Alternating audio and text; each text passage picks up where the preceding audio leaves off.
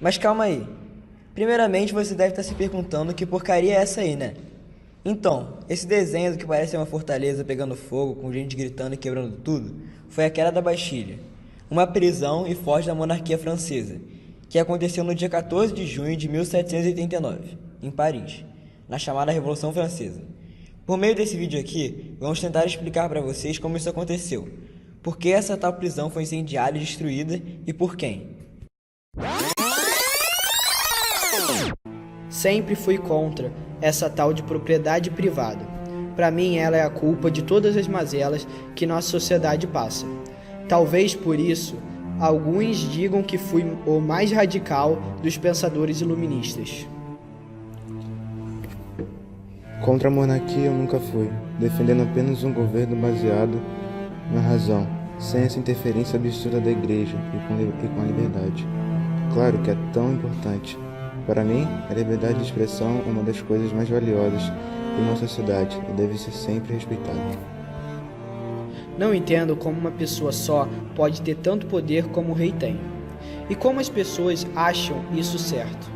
Minha proposta é a divisão do poder político em três: o legislativo para a criação e promulgação das leis, o judiciário para aplicar as leis e o executivo para administrar. Mas o que esses caras têm a ver com aquela Bastilha destruída no começo do vídeo? Então, os ideais racionais de igualdade e as críticas ao antigo regime feitas pelos iluministas foram inspiração para diversos movimentos revolucionários nos séculos XVIII e XIX, e assim serviram de base para a Revolução Francesa. Vamos ver mais um pouquinho dessa história aí.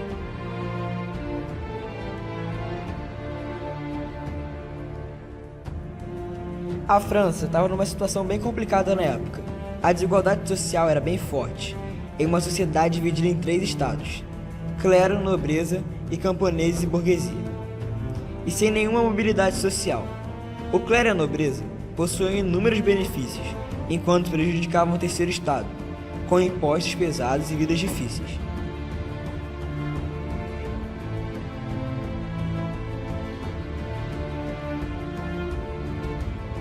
Uma crise climática também veio, com a erupção de um vulcão e tempestades que destruíram plantações, provocando o aumento do preço dos alimentos, como o do pão, base da alimentação francesa.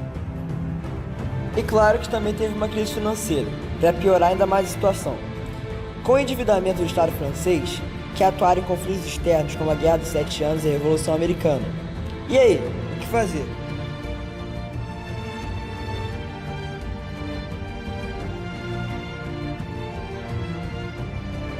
O rei da época era o Luís XVI, e ele, sem saber o que fazer, convocou o ministro da Economia em busca de uma análise econômica da França e de conselhos quanto ao que fazer. Então, o senhor chegou a alguma conclusão? O que tem de errado com a França? O que eu devo fazer? Pois bem, Vossa Majestade, o problema é claro. O país está falido. O que a França precisa é de mais arrecadação. Não tem jeito, as soluções são ou os primeiros estados começarem também a pagar os impostos, ou aumentar as taxações sobre o terceiro, o que já paga. E agora? Com certeza não é uma decisão fácil. Acho que, depois de 150 anos, convocarei os Estados Gerais. O rei, então, convocou os Estados Gerais para deliberar sobre a questão do pagamento de impostos pelo clero e a nobreza. Saúdo vós, representantes dos três estados. Convoquei-os aqui para uma votação de uma questão muito séria. Precisamos arrecadar mais dinheiro para o Estado francês.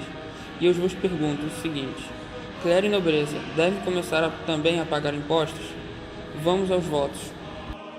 Eu, representante do primeiro estado, afirmo que o nosso voto é não. Não devemos pagar impostos. Eu, representante do segundo estado, assim como o clero, voto não ao imposto da nobreza e clero.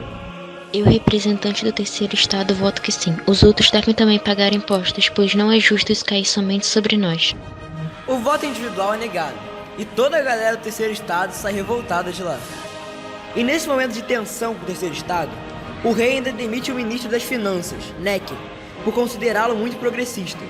Ele, que era amigo do povo, ao ser dispensado, aumenta ainda mais a revolta deste. Pois é, tava ficando feia a situação. O estopim foi um boato que começou a circular, de que o rei iria reprimir o terceiro estado, que já estava revoltado, com o exército. Foi aí que eles se uniram, indignados, para lutar contra o absolutismo, as desigualdades e todo o mal que o antigo regime havia causado a ele. Unidos então, uma multidão formada principalmente por operários, artesãos e pequenos lojistas, marchou no dia 14 de junho em direção à antiga fortaleza da Bastilha. A Bastilha funcionava como fortaleza e prisão dos inimigos do rei, mas no século XVIII encontrava-se praticamente desativada, funcionando mais como um depósito de armas do Estado. Tendo pouco mais de 100 guardas para defendê-lo, a fortaleza foi facilmente tomada pelas milhares de pessoas que procuravam invadi-la. Depois de várias horas de combate, a Bastilha foi tomada, incendiada pela multidão revoltada. E o que vem depois? Bom, aí são cenas dos próximos capítulos.